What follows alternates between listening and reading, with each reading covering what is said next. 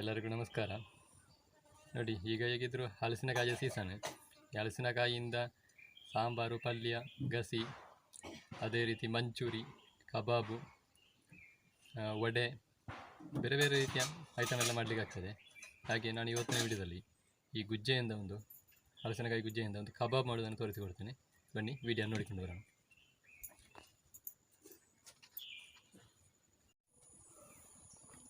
ನೋಡಿ, ಗುಜ್ಜೆಲ್ಲ ಕಟ್ ಮಾಡಿ ನೀರಿಗೆ ಹಾಕೊಂಡಿದ್ದೇನೆ.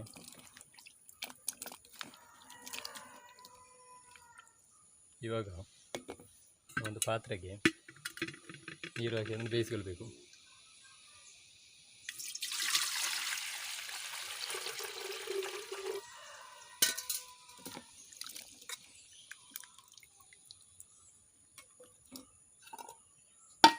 ಇದನ್ನೆಲ್ಲ ನಾನು ನೀರಿಂದ ತೆಗೆದಿದ್ದೇನೆ.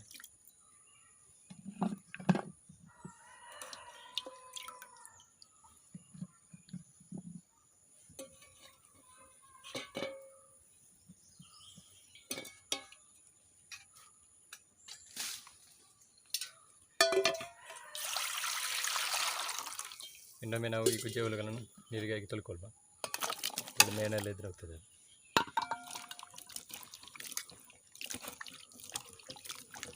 ನೋಡಿ, ಇವಾಗ ನಾವು ಈ ಪಾತ್ರೆಗೆ ಹಾಕಿಲ್ಲ.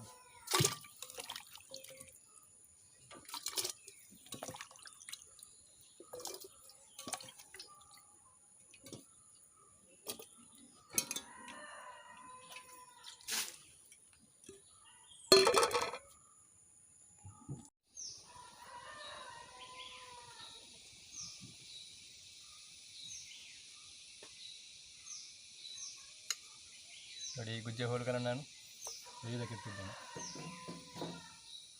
ಗುಜ್ಜೆ ಹೋಳುಗಳು ಬೇಯುವಾಗಲೇ ಇದಕ್ಕೆ ನಾನು ಉಪ್ಪು ಮತ್ತು ಅರಶಿನ ಸ್ವಲ್ಪ ಹಾಕಿರ್ತಿದ್ದೇನೆ.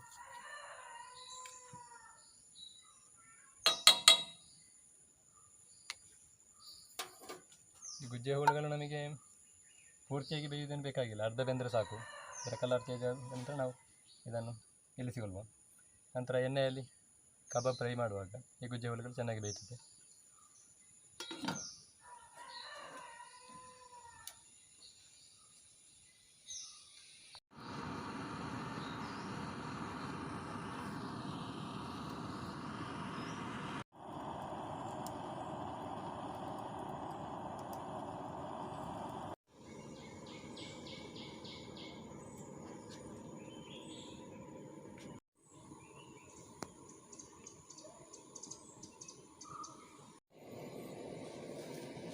ನೋಡಿ, ಗುಜ್ಜೆ ಹೋಳುಗಳೆಲ್ಲ ಬೇಯ್ತಾ ಉಂಟು. ಈ ಗುಜ್ಜೆ ಹೋಳುಗಳು ಬೇಯುವ ಹೊತ್ತಿಗೆ ನಾವು ಕಬಾಬಿಗೆ ಬೇಕಾದಂಥ ಈ ಮಸಾಲನ್ನೆಲ್ಲ ರೆಡಿ ಮಾಡಿಕೊಳ್ಳುವ. ನೋಡಿ, ನಾನಿಲ್ಲಿ ಒಂದು ಅರ್ಧ ಕಪ್ ಆಗುವಷ್ಟು ಈ ಮೈದಾ ಹುಡಿ ತಗೊಂಡಿದ್ದೇನೆ. ನೋಡಿ, ಇವಾಗ ಅದನ್ನು ಒಂದು ಪಾತ್ರೆಗೆ ಹಾಕಿಳ್ತಿದ್ದೇನೆ.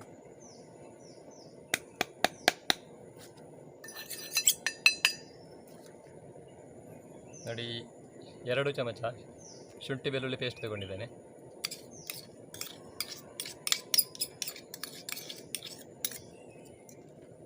ಎರಡು ಚಮಚ ಈ ಗರಂ ಮಸಾಲೆ ಪುಡಿ ತಗೊಂಡಿದ್ದೇನೆ, ಅದನ್ನು ಕೂಡ ಹಾಕಿಳ್ತಿದ್ದೀನಿ.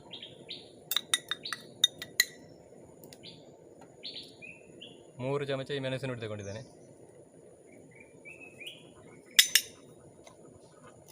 ಅದೇ ರೀತಿ ಅರಶಿನ ಹುಡಿ ಒಂದು ಅರ್ಧ ಚಮಚ ಹಾಕಿಳ್ತಿದ್ದೇನೆ. ಅದೇ ರೀತಿ ರುಚಿಗೆ ತಕ್ಕಷ್ಟು ಉಪ್ಪು ನಾವು ಹೋಳಿಗೆ ಬೇಯುವ ಕೂಡ ಹಾಕೊಂಡಿದ್ದೇವೆ, ನೋಡಿಕೊಂಡು ಹಾಕಿ. ನೋಡಿ, ಇದರಲ್ಲಿಂದ 6 ಚಮಚ ಕಾರ್ನ್ ಫ್ಲೋರ್ ಹುಡಿ ಇದೆ.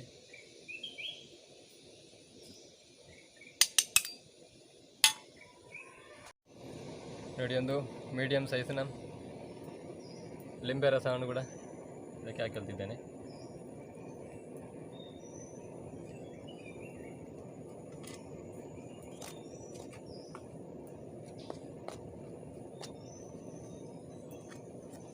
ನೋಡಿ, ಇದನ್ನೆಲ್ಲ ನಾವು ಈ ಹಿಟ್ಟನ್ನು ಚೆನ್ನಾಗಿ ಚಮಚದ ಸಹಾಯದಿಂದ ಮಿಶ್ರಣ ಮಾಡಿಕೊಳ್ಬೇಕು. ಇದಕ್ಕೆ ಈಗ ನೀರು ಹಾಕೋದು ಬೇಡ, ನಾವು ಈ ಹಲಸಿನ ಹೋಳು ಹಾಕಿ ಆನಂತರ ನಾವು ಕೋಟಿಂಗ್ಗೆ ಬೇಕಾದಷ್ಟು ನೀರು ಹಾಕಿಕೊಂಡು ಮಾಡಿಕೊಂಡಾಯ್ತು. ಈಗ ನಾವು ನೀರು ಹಾಕಿದರೆ ಮತ್ತೆ ಅದಕ್ಕೆ ಕಡಿಮೆ ಆಗ್ತದೆ. ಆದರೆ ನಮಗೆ ಹಲಸಿನ ಕಾಯಿ ತುಂಡಿಗೆ ಕೆಟ್ಟು ಸರಿಯಾಗಿ ಹಿಡಿಯದಿದ್ದರೆ ಮತ್ತು ಅದು ಎಣ್ಣೆಯಲ್ಲೆಲ್ಲ ಕೆಟ್ಟು ಬಿಡುವಂಥ ಸಂಭವ ಇರ್ತದೆ.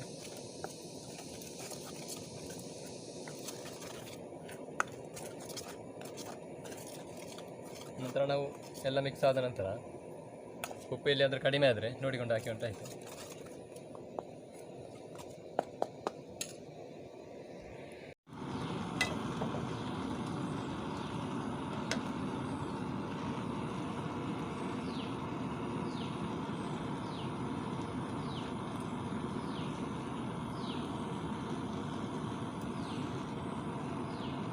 ನೋಡಿ ಗುಜ್ಜೆ ಹುಳುಗಳೆಲ್ಲ ಬೆಂದಿದೆ.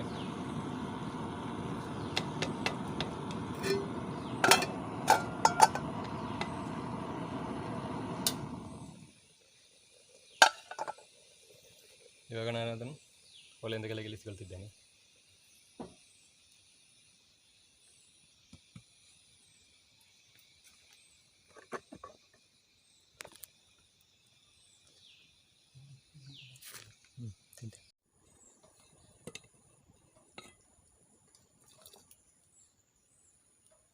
ನೋಡಿ ಇವಾಗ ನಾನು ಒಂದು ಪಾತ್ರೆಗೆ ಹಾಕಿಕೊಳ್ತಿದ್ದೇನೆ.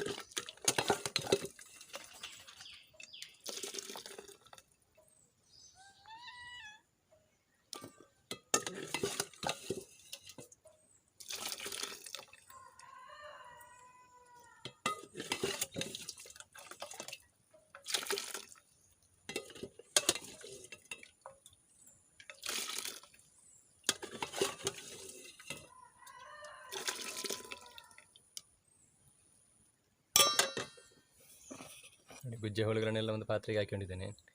ಇದನ್ನು ತಣ್ಣಗಾಗಲಿಕ್ಕೆ ನಾವು ಬಿಡಬೇಕು.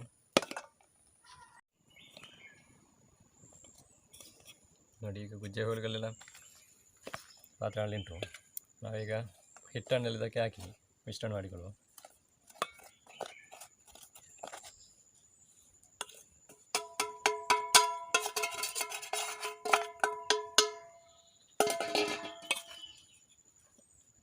ಚೆನ್ನಾಗಿ ಹೋಳುಗಳಿಗೆ ಈ ಮಸಾಲೆ ಹಿಟ್ಟೆಲ್ಲ ಹಿಡಿಬೇಕು.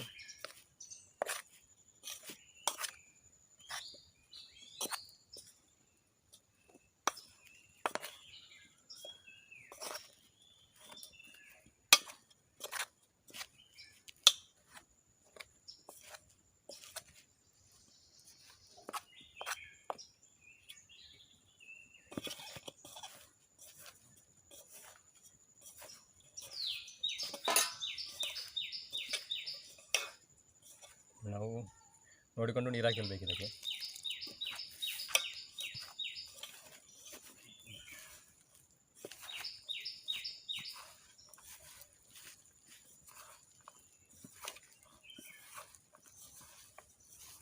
ನನಗೆ ಇದರಲ್ಲಿ ಕಾರ್ನ್ ಫ್ಲೋರ್ ಅಥವಾ ಮೈದಾ ಹಿಟ್ಟು ಏನಾದರೂ ಕಡಿಮೆ ಆಯಿತು ಅಂತ ಅನಿಸಿದರೆ ಈ ಸಂದರ್ಭದಲ್ಲಿ ನಾವು ಸೇರಿಸಿಕೊಳ್ಬೋದು.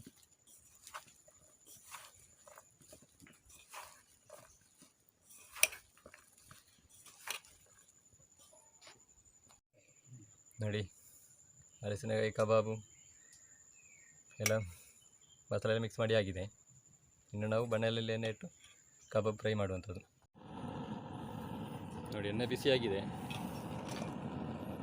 ನಾವು ಕಬಾಬನ್ನು ಹಲಸಿನಕಾಯಿ ಕಬಾಬನ್ನು ಎಣ್ಣೆಯಲ್ಲಿ ಫ್ರೈ ಮಾಡುವ.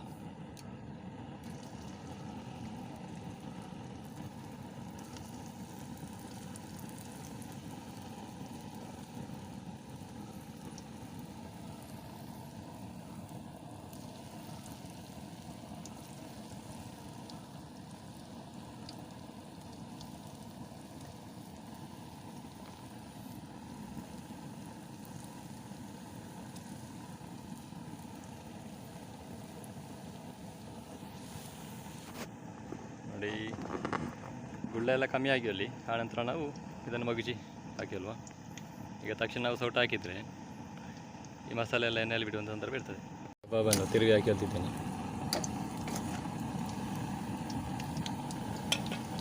ಚೆನ್ನಾಗಿ 1-2 ನಿಮಿಷ ಫ್ರೈ ಆಗಿರಲಿ.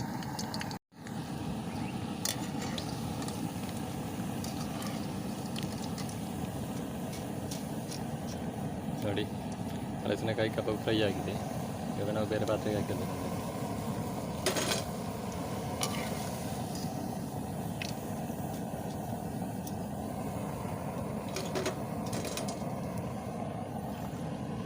ಈಗ ಮತ್ತೆ ನಾವು 2ನೇ ರೌಂಡಿನ ಕಬಾಬನ್ನು ಬಿಡುವ.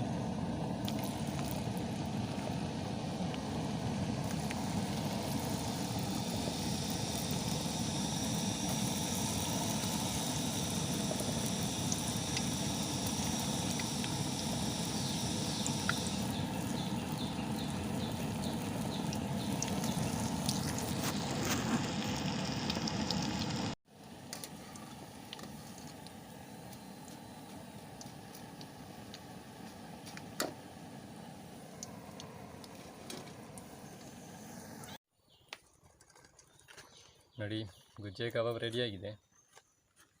ನೋಡಿ ಯಾವ ರೀತಿಯಾಗಿ ಬಂದಿದೆ ಅಂತ.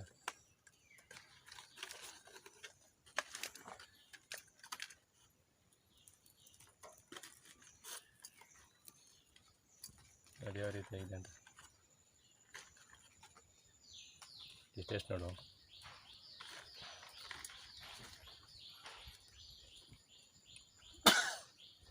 Super taste.